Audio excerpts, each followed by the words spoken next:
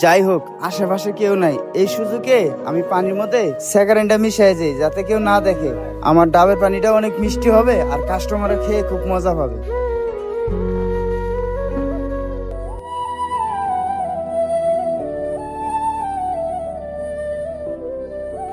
ভাই ডাব কত করিয়া?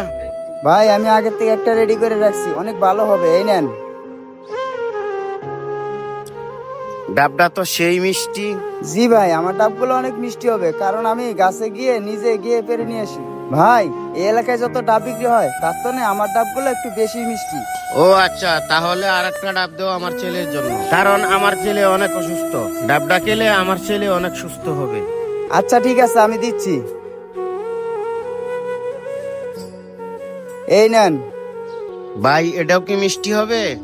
হ্যাঁ ভাই, এটাও মিষ্টি হবে, আর শুধু এটা না, আমার এখানে যত ডাব আছে সবই মিষ্টি হবে।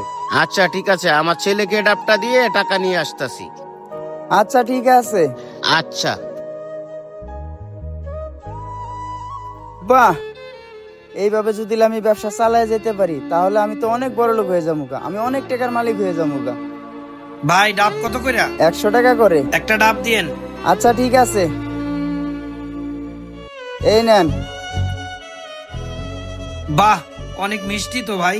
হ্যাঁ ভাই, আমার এখানে যত ডাব আছে সব ডাবই মিষ্টি। ভাই ডাব তো এত মিষ্টি হওয়ার কথা না, এখানে কোনো ভেজাল আছে নি? না ভাই, আমার ডাবে কোনো ভেজাল নাই, আমার ডাব এমনিতে অনেক মিষ্টি। কি বললেন, ভেজাল নাই? আজকে তোর ব্যবসা ছুড়ালা দিছে, আমার এলাকায় 2 নাম্বারই খারাপ। ভাই এটা কি, ভিডিওটা দেখেন।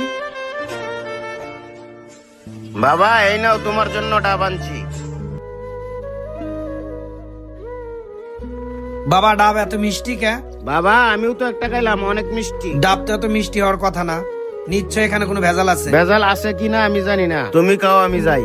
আচ্ছা যাও, এটা একটু তদন্ত করে দেখার দরকার। ডাব তো এত মিষ্টি হওয়ার কথা না। ডাকছি একটা কারণ আছে, জিনু মার্কেট বড় মসজিদের সামনে একটা ডাবের দোকান আছে না, ওর ডাব অনেক মিষ্টি।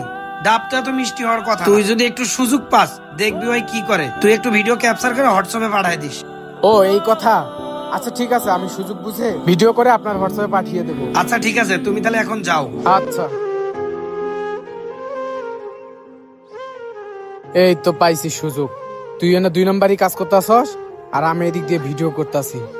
তাড়াতাড়ি এই ভিডিওটা রুবেলের হোয়াটসঅ্যাপে পাঠিয়ে দেবো, বাকি কাজ সে করবে। এখন আমি এখান থেকে যাই। ব্যবসা করবি, ভালোভাবে ব্যবসা করবি। আমার এলাকায় এসে 2 নাম্বারই আমারে চিনস? আমি টঙ্গী থানার এসআই। এদিকে আয়। অসৎ পথে ব্যবসা করলে আপনি রাস্তাঘাটে এইভাবে অপমান হতে পারেন। সবাই অসৎ পথ থেকে সরে যান। সৎ পথে ব্যবসা করলে আল্লাহ ব্যবসায় বরকত দেবে। ভিডিওটা যদি ভালো লেগে থাকে লাইক এন্ড শেয়ার করে পাশে থাকবেন।